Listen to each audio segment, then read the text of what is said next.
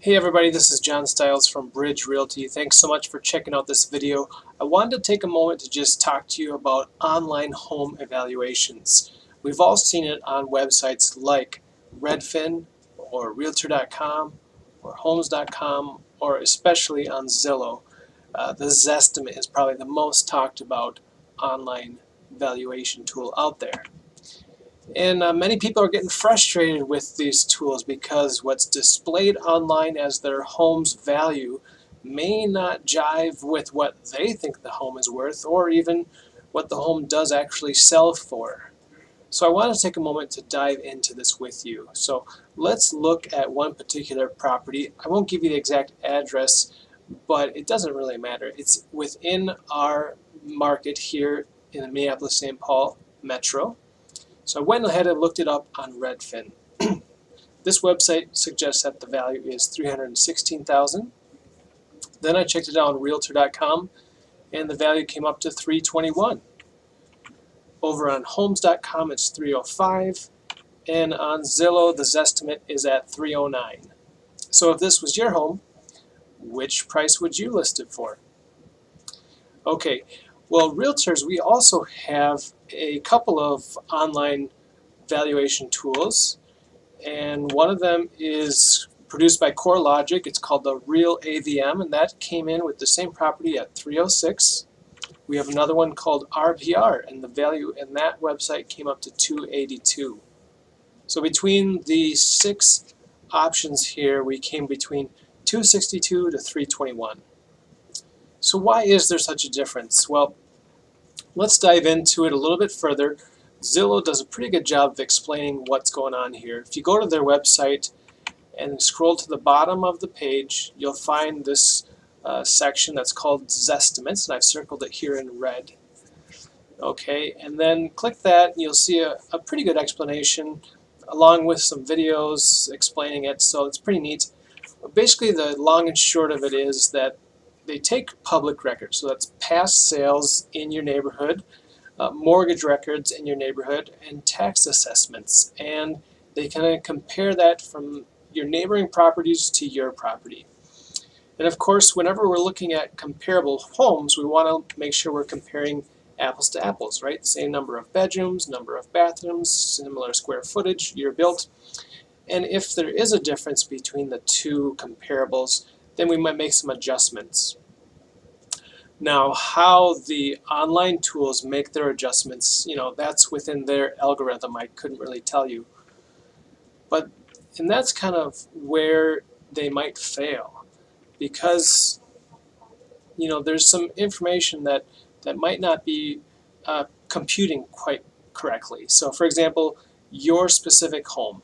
Maybe you've updated the bathroom and kitchen. Maybe you've finished off the basement. Well, is that really going to show on public record in your mortgage history? Probably not. Or maybe a home that's sold that these online tools are comparing yours to, maybe they had an updated kitchen and bathroom and a finished basement. Is that really going to show up on the public data? Maybe not. Some properties do not have enough comparable data. So, for example, if it's kind of a rural property, or if it's really a unique property.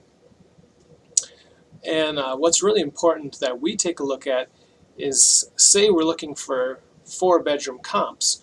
Well, if our subject property is a 2-level house, we can't really compare that to a 4-level split. That's just not the same type of property, and the values are going to vary quite drastically.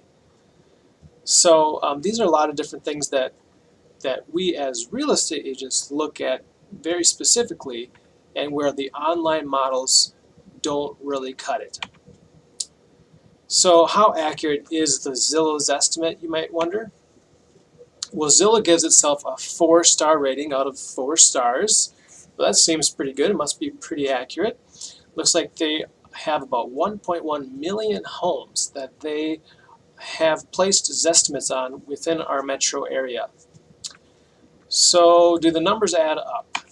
Well, when you look closer at those numbers, it says that 91.5% of these houses in our area are within 20% accuracy. So to put a number on it, say the home sold for $350,000, that means the Zestimate could have been between $280 all the way up to $420. That's a $70,000 variance, greater or lesser.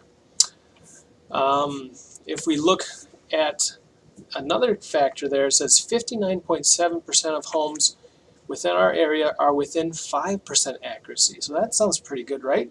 So if you look at a $350,000 house, the Zestimate might have been between $332,000 up to $367,000. Again, a $17,000 variance, greater or lesser. That's not as bad as the $70,000 variance, but this is only applicable on 59.7% of homes that Zillow is placing a value on. So what does all this really mean to you?